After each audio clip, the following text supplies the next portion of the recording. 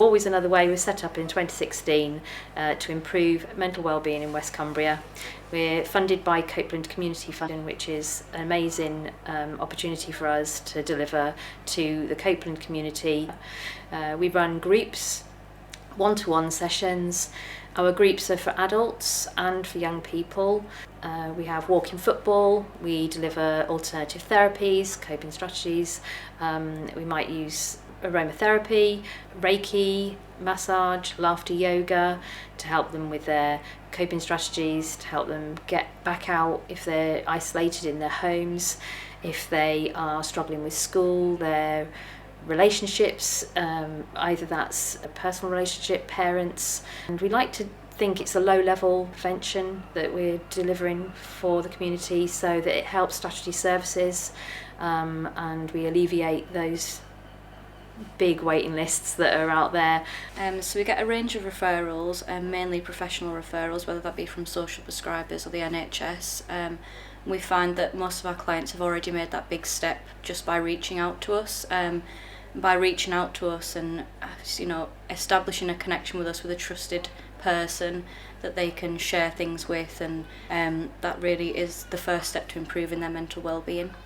So we do work with people over 12 sessions, but that can be at their own pace, that could be fortnightly, it can be ranging from 3 to 6 months. It doesn't have to be a short condensed 12-week period, and we really want to give them the tools within them 12 weeks, hopefully to leave us but feel empowered and feel that they can reach the next step with their mental well-being.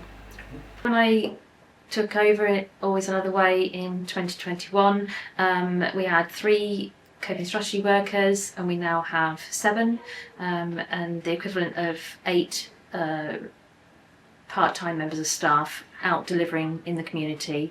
So it's grown hugely in those 4 years.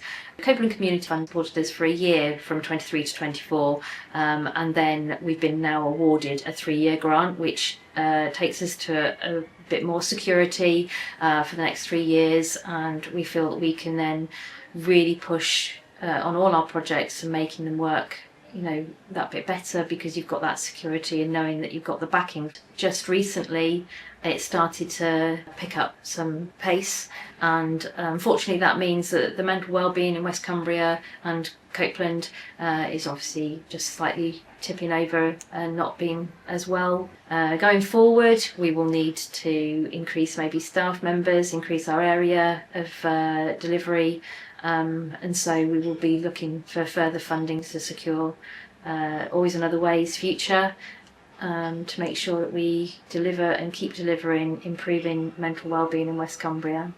Since CCF have given us funding in 2023, we've helped 336 people, and that's been across a range of the projects. So they've been involved with groups or one-to-ones or counselling. We have got people that want to return to us, whether that be in a volunteer capacity or otherwise. So we do have that good transition of sort of clients that go to volunteer with us. We have had then volunteers turn to staff members, so it's been great to see that sort of evolution within the charity as well. We're also looking at, in our walking football project, sort of helping volunteers gain coaching qualifications. So I'm involved with Always Another Way as a freelance artist, and I help young people express themselves through creativity. We get artists to come and facilitate different sessions, but it's more focused on the art for the older group. The colour-coded group is more a social space, helping them find themselves. Imagine being a 13-year-old coming straight after school, and you've been maybe stressed out, you've got exams coming up, that sort of stuff. So it's a bit more of a space to decompress, relax. They can help find friends, like-minded people, and actually a lot of people that have come and taken part in the sessions, they've sort of started very shy and very keep themselves to themselves, but after a few sessions they start making friends, and it's actually really a privilege to see them coming and having such good positive relationships with each other. It's all different backgrounds, different identities, people who are neurodiverse, so ADHD, autistic, but also people who identify as queer. So queer is a term which used to be derogatory, but we've using it in a way of reclaiming it. So it encompasses the LGBT plus community. It was really important from the off that we made sure that it was a safe space. So what we did was we had a lot of brainstorming sessions with our young people and asked them what we can do for them, how they would feel safer. One of the things we did was separate the two age groups. It meant that young people could meet people the same age as them. A safe space is somewhere that you don't have to explain yourself. A big part of being a queer person is when you're in a space, you quite often have to explain what that means. So like a young trans person might have to explain what being trans means several times in a week, and that's exhausting. For our neurodiverse young people, we did things like building breaks in activities, made sure that workshop leaders knew that some of the young people will walk around during the session and that's okay, and made sure that like they weren't judged in this space for doing things that made them feel comfortable. So the young people are producing different forms of artwork and expression, stuff around their identity, stuff around things that are happening locally. They're making canvases, they're making banners, they're making prints, they're making patches, all different things. Fills me with like appreciation, pure gratitude, the fact that I get to work with these individuals, but also the fact that I get to see them grow. I get to see their confidence increase. I get to see their skills improve. I get to see their faces as they finish a piece, and you can see the dopamine, the serotonin like being released, and you get that secondhand joy, that secondhand appreciation of, wow, look at what you've done. This is fantastic. We are walking so our participants can run. We're hoping that in the future it empowers them to take more pride in their artwork, have more confidence and be more out there and expressing themselves, but also with their identity, their values, their beliefs, making themselves in a place where they take pride in the community as part of the community, but also making friends, increasing their mental health, their well-being through social inclusion and creative acts. With this project, we're wanting to spill out the work that we're doing in here into the community to make the community safer. We're here, we're on your street, we're in your town, but like we're actually really nice and talented and we're bringing some cool stuff to your town. So by bringing that positivity, we're hoping that we can like change people's views on queer people and artists in general in the town, and that makes it safer for everyone. But you can build emotional resilience and you can build coping strategies to deal with that, and part of the coping strategies is make art, express yourself. I'll bring like an electric guitar and we'll make a big noise. That's always fun. We'll write a song about people who are bullying them, so there's something positive about it. You can't affect how people treat you, like that's a reflection on them. So my role as a coping support worker is primarily in school, working with children on one-to-ones, but I also work with adults, supporting them in improving their well-being in a holistic way, so that might be mental and physical support. So some of the situations and experiences kids are having in school is around anxiety, but they might also be experiencing specific family issues, they might be experiencing grief, they might be struggling with a family situation and they need somebody to talk to just to share how they're feeling, and we can help them explore those emotions and find a way in which they can cope in a more successful way. Getting early help can enable them to see through their problems in a more proactive way, in a way that they can feel more in control and it doesn't escalate to a point where they need more services that might need more intervention later on.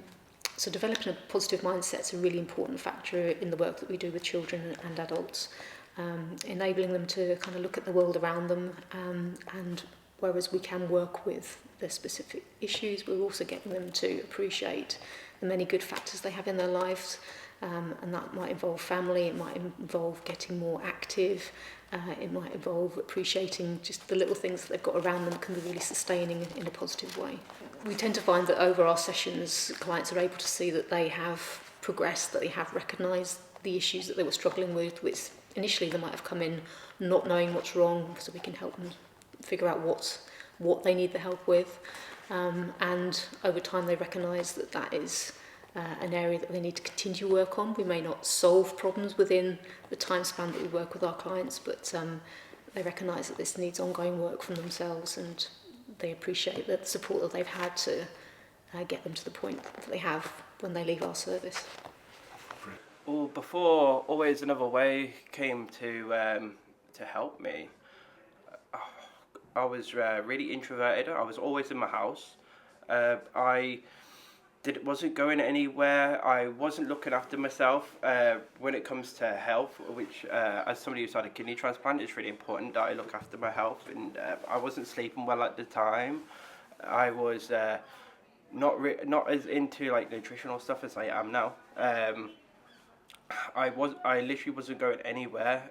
Even my mother and my friends were all saying to me, as a social person as I normally am, that I should be out and doing things, and unfortunately I'd hit a basic depressional spiral that I couldn't see myself until it was pointed out to me. Once it was pointed out to me was when I'd asked for help, and thankfully I was given Always Another Way, which have been amazing for me. I cannot thank them enough for all the stuff they've helped me with, really. When I first met George, I still was a little trepidatious, as I normally am, meeting new people for the first time, and I'm also autistic, so it's hard for me sometimes to connect with other people, but I managed to connect with George basically straight away. George started explaining how they could help me with my sleep problems, with learning nutritional stuff when it comes to how healthy eating. And not just healthy eating, just looking at food in a different way to what I was. At the time, my weight was a really big factor for me. And that was something else that was making me unhappy. George was able to get me amazing ways that I could do workouts at home to start building my confidence up, which it did, massively so. We also managed to help come up with new ways to put building blocks in place for when any of my actual personal troubles came up. I'm now in a place where I'm is really confident again. I've now got my fitness back up. I've lost two stone in weight, which is fantastic for me. I'm